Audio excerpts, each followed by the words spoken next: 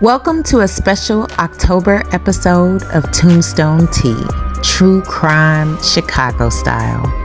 Today we're diving into a tragic tale that intertwines circus history with an unforgettable disaster. The story of the Hagenbeck Wallace Circus and the devastating train crash of 1918 in Hammond, Indiana.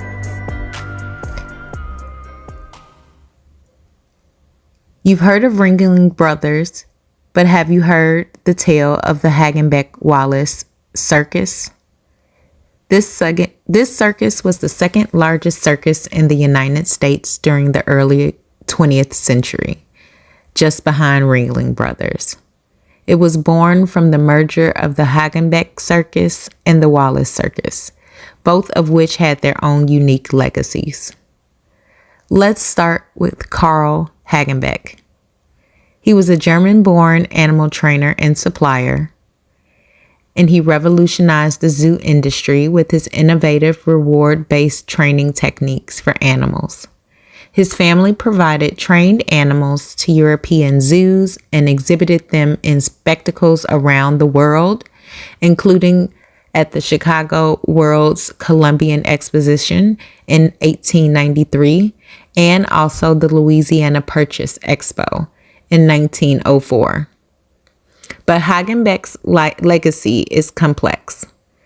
While he brought fame to many performers, he also created the concept of human zoos, exploiting individuals with deformities and disabilities.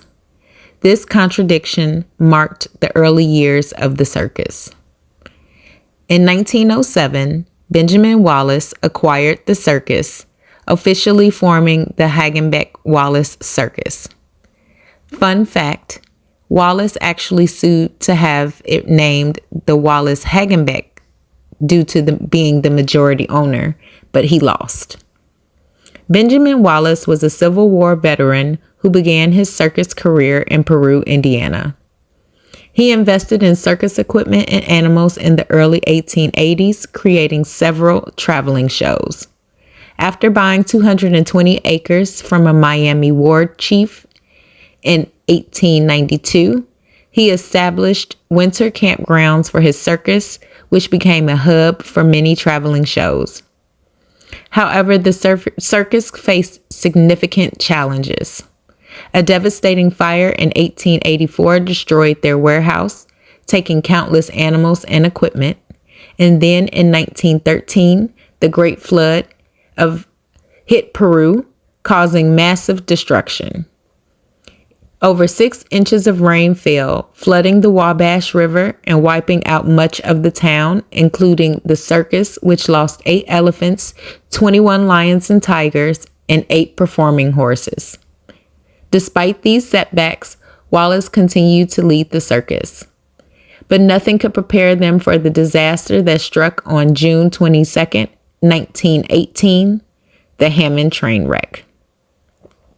In the early morning hours, the circus train carrying over 400 performers stopped due to mechanical failure just outside of Hammond. Meanwhile, an engineer, Alonzo Sargent, driving an empty troop train for the Michigan Central line, fell asleep at the wheel, missing automated signals warning him of the halted circus train, and collided with it at full speed. The impact was catastrophic. The kerosene lamps on the circus train ignited, trapping performers inside. In the end, 86 men and women lost their lives, and over 100 were injured.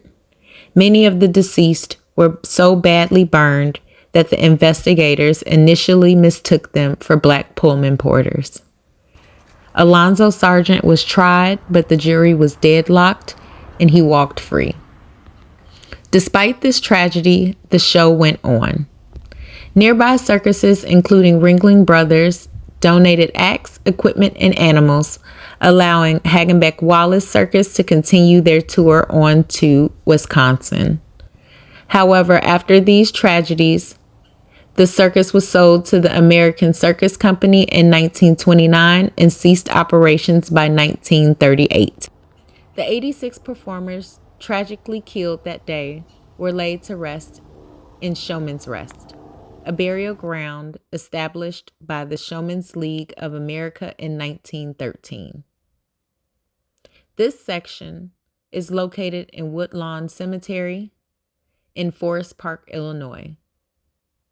Many of those who died were just picked up at the last stop, so they rest here unmarked, a poignant reminder of their untimely end. Among the notable acts killed were the great Derrick, and I'm pretty sure that I'm pronouncing it wrong, brothers. They were a strongman act, and Jenny Ward Todd of the Flying Wards. The Showmen's League of America was founded to provide support, scholarship, camaraderie, burial insurance, and everything else to circus workers and performers across America. It ensured that these performers received a proper resting place nestled among the memories of circus elephants. If you find yourself near Peru, Indiana, be sure to visit the International Circus Hall of Fame on the winter grounds of the Hagenbeck Wallace Circus. And also make sure that you visit Mount Hope Cemetery, where Benjamin Wallace is laid to rest, along with the musician Cole Porter. And if you're in Forest Park, Illinois, across from North Riverside Mall, be sure to check out Showmen's Rest at Woodlawn Cemetery, where you can pay your respects to those who brought joy to countless audiences. 86 people. And out of those countless, numerous people that were killed, so many graves are left unmarked and unnamed at Showmen's Rest. As always, remember to treat each resting place with the respect that it deserves. We are here to remember moments in history and not destroy them. Thank you for tuning in to our first October True Crime Halloween special here at Tombstone Tea, where we love to teach you American history through walks in the cemetery. We will see you next time, and as always, you can always support us by subscribing to our YouTube channel and making sure that those notifications are on, and by also checking out our Patreon channel by clicking the link in the bio. So I hope that you enjoy the rest of this video of Showmen's Rest here at Woodlawn Cemetery in Forest Park, Illinois. And here's to the victims of the 1918 Hammond train crash. So Showmen's Rest extends from that elephant to that elephant, and there's actually a grave right there all the way down. All the way down to where you see those elephants down there.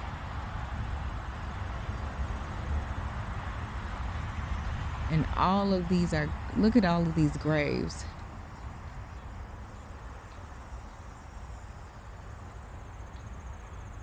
Wow.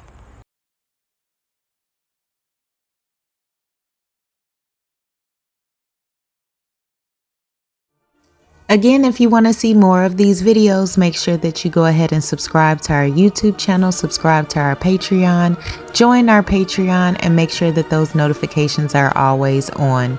We will see you next time on Tombstone Tea, True Crime Chicago Style.